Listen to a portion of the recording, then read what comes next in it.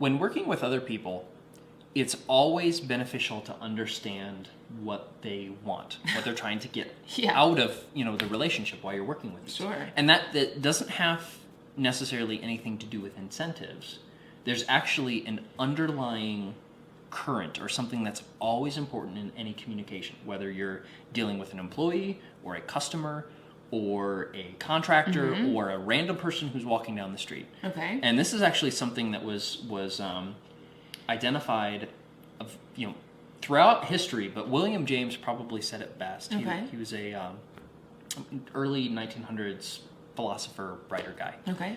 He said the deepest principle in human nature is the craving to be appreciated. Oh, definitely. People need to feel important.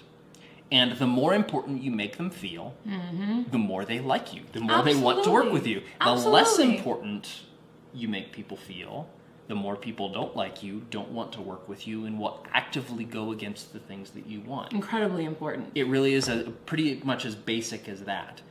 And, it's not difficult to do this. Most of it has to do with actually listening to another person when they're talking, making eye contact, being sincere, not being schmarmy. Not going back to your BlackBerry during a conversation. I mean, it's really simple, but it's amazing how many things get in the way nowadays. Right. And, there are so many distractions, and there are so many things that everybody's thinking about. Even just listening to somebody while they're talking is a really big deal.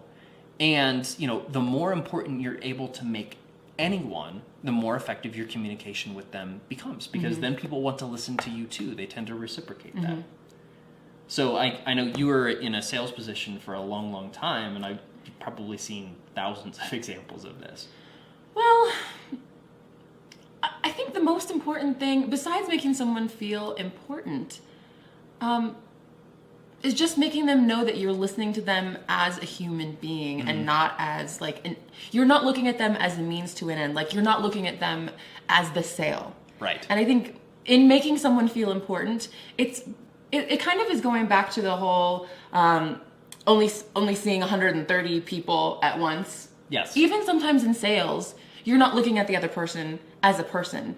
It's easy to look at them as a sale. And it is so easy to feel that when you're on the other side. So I think the biggest thing is if you actually take an interest in them as a person, so they don't feel like, wow, if I don't buy this thing today, I don't think that person's perception of me is going to change. It's amazing what you can achieve. And it feels much, much, much, much better for you to be interacting with people that way too. It's much more relaxing. It's much more rewarding. And it takes a lot of the pressure off you as a salesperson. So I would say just remember to care. You know, it's as easy as that. And it's not really as much about what you do, because, asking personal questions and all of those things, think of a really schmarmy car salesman. They would do the same thing. Doing the same thing, but doing it very differently. You get the impression that this person doesn't really care. Right. They're just trying to do this to, influence you or manipulate you or whatever.